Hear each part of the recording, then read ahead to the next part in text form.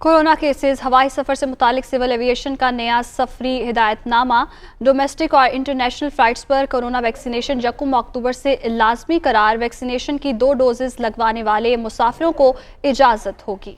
Civil aviation authority का हिदायतनामे में ये कहना है कि 17 साल और ज़ायद उम्र के मुसाफिरों को बगैर सर्टिफिकेट जहाज़ में सवार ना होने दिया जाए और बैरून मुल्क जाने और आने वाले मुसाफिरों के रैपिड PCR टेस्ट भी किए जाएंगे। ब्यूरो चीफ कराची असलम खान हमारे साथ मौजूद हैं, उनसे तफसीलात जान लेते हैं। असलम, बताएगा मजीद क्या कहना है CAA का? देखिए, सिविल एविएशन अथॉरिटी ने अब फजाई सफर के लिए जो शराइत है उनको मजीद सख्त कर दिया है। डोमेस्टिक और इंटरनेशनल फ्लाइट पर कोरोना वैक्सीनेशन के हवाले से मजीद एक जो सख्ती से अमल दरामद के लिए हिदायतनामा दिया गया है, उसमें कहा गया है कि यकम अक्टूबर से बगैर कोरोना वैक्सीनेशन के हवाई सफर पर पाबंदी होगी। 2 डोज लगाने वाले मुसाफिरों को ही सफर की इजाजत होगी।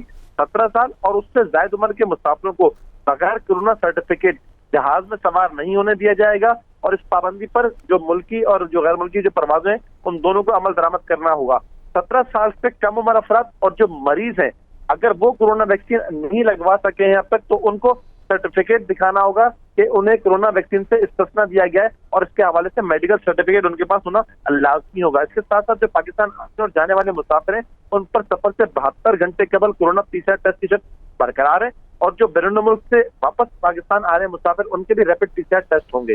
जी ठीक है, शुक्रिया असलम खान, आपने अपडेट किया। नाज़रीन, आपको अपडेट कर रहे हैं। कोरोना के बढ़ते केसेस की वजह से हवाई सफ़र से मुताल्लिक सिविल एविएशन ने नया सफरी हिदायतनामा जारी किया है।